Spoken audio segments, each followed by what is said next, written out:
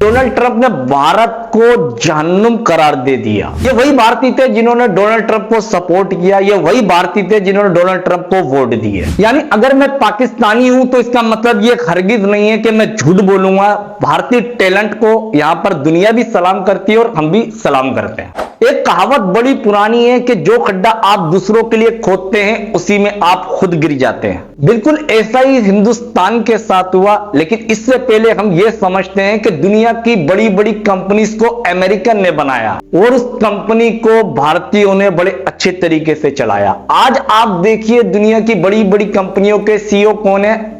भारतीय। और यही भारतीय टैक्स भी देते हैं और अमेरिका की जीडीपी का एक बहुत बड़ा हिस्सा इन भारतीयों पे टिका हुआ है। यानी अगर मैं पाकिस्तानी हूं तो इसका मतलब ये हरगिज नहीं है कि मैं झूठ बोलूंगा।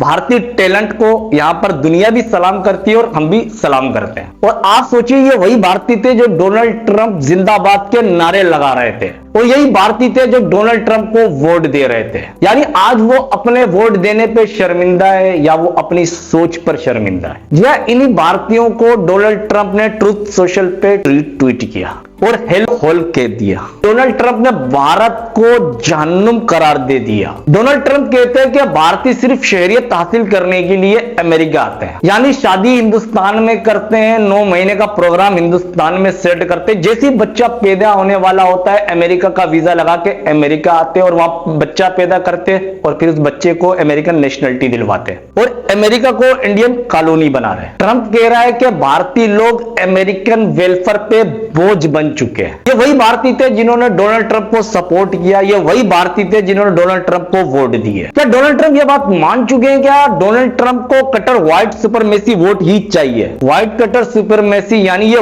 वही फार्मूला है जो हिंदुस्तान बीजेपी ने लॉन्च किया था। यानी हिंदू देश बनाएंगे, अखंड भारत बनाएंगे, मुसलमानों को मारेंगे, हिंदुस्तान सिर्फ हिंदुओं का है। यूपी के बलिया में बीजेपी विधायक सुरेंद्र सिंह ने विवादित बयान दिया है। अब 19 का चुनाव मेरे भाइयों मोदी के चरित्र बनाम बेईमानों के बीच में होना है, चरित्रवान बनाम चोरों के बीच में होना है, इस्लाम बनाम भगवान के बीच में होना है और इटली बनाम भारत के बीच में होना है। और भक्त इस बात पे खुश हो गए थे। भक्तों को लगा कि अब कुछ बड़ा होने वाला है, यानी भारत अब बहुत कुछ बनने वाला है। यानी जो खड्डा आपने दूसरों के लिए खोदा आज खुद गिर रहे हैं। हिंदुस्तान के भक्त उस वक्त भी कह रहे थे बीजेपी ये गलत कर रही है। आज डोनाल्ड ट्रंप ने हिंदुस्तान को जहन्नुम कहा, इस पे हमें अफसोस हो रहा, मगर अनभक्तों को अफसोस नहीं करना चाहिए क्योंकि अनभक्तों के पापा की तो ये पॉलिसी रही है और बीजेपी भी इस पॉलिसी पे चल रही है। जो आप अपने मुल्क के अंदर कर रहे थे आज दूसरे मुल्क आपको कह रहे हैं। तो भक्तों आपको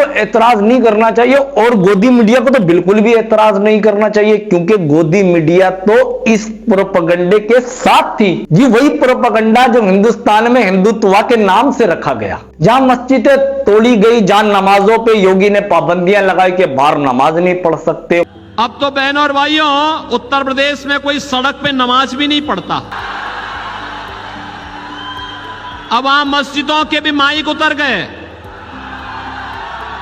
अगले 5 वर्ष में आप देखेंगे कि लोग भूल ही जाएंगे कि ये भी कोई चीज होती थी कि चिल्लाहट होती थी, लोग परेशान होते थे, लोग भूल जाएंगे। कभी बुरकों पे पाबंदी तो कभी दाढ़ियों पे पाबंदी, कभी गोश्त पे पाबंदी तो कभी किस पे पाबंदी। नरेंद्र मोदी के मित्र और अमेरिका के राष्ट्रपति उनके फ्रेंड डोनाल्ड ट्रंप ने भारत को हेल होल कहा है, मतलब नरक जहन्नुम कहा है। यही नहीं, उन्होंने वहां पर काम कर रहे भारतीयों को गैंगस्टर्स विद लैपटॉप कहा है। यानी आज मोदी के दोस्त ने मोदी के ही मुल्क को जहन्नुम कह दिया और मोदी सरकार कुछ बोल ही नहीं पा रही। अब कांग्रेस खुल के सामने आती है, कांग्रेस कहती है कि भारत को नरक कहा है अमेरिका ने, इस पर नरेंद्र मोदी को आवाज उठानी चाहिए, एक्शन लेना चाहिए। भारत को जहन्नुम कहने पे भारतीयों के दिलों पे चोट लगी है। मोदी को अमेरिका से बात करनी चाहिए और सख्त एहतजाज करना चाहिए। कांग्रेस कह रही है कि मोदी का कोई सख्त जवाब ही नहीं आ रहा। क्या मोदी ट्रंप से डरते हैं बात करने में? और आखिरी में यह भी कह दिया कि रिकॉर्ड के मुताबिक मोदी ट्रंप को कुछ भी नहीं कहेंगे क्योंकि ट्रंप बार बार भारत के खिलाफ बात करते हैं मगर मोदी हमेशा खामोश रहते हैं। और नरेंद्र मोदी एक कमजोर प्रधानमंत्री है और इस बात का खमियाजा पूरा भारत उठा रहा है। यानी मोदी ने रणधीर जायसवाल को भेज दिया और रणधीर जायसवाल कह क्या रहे यार?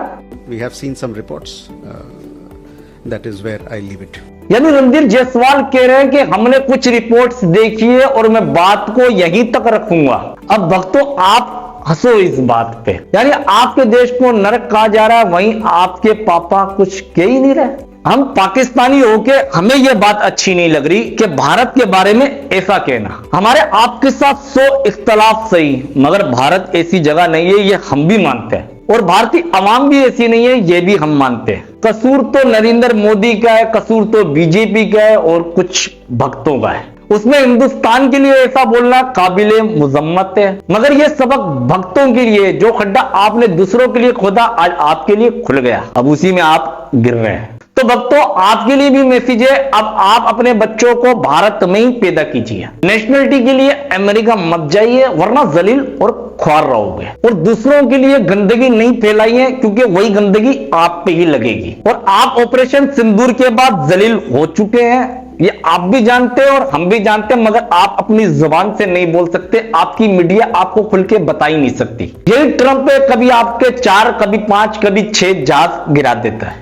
और यही ट्रंप है जो आपके मुल्क को जहन्नुम नरक कह रहा है। और यही मोदी है जो ईरान अमेरिका की जंग में खामोश रह गए, इसराइल के साथ बैठ गया, फादरलैंड और मदरलैंड करने लगा। अगर अभी भी आपको समझ में नहीं आई तो भक्तों में कहता हूं आप डूब के मर जाओ और हिंदुस्तान को बचा लो, और मोदी के पिछवाड़े पे, क्योंकि दुनिया अमन से चलती है, इंसानियत इंसानियत से चलती है। प्यार बांटिए, प्यार लीजिए, मोहब्बत का पैगाम फैलाइए। तो फिर आपसे अगली वीडियो में मिलते हैं, जब तक आप सलामत रहिए। पाकिस्तान जिंदाबाद।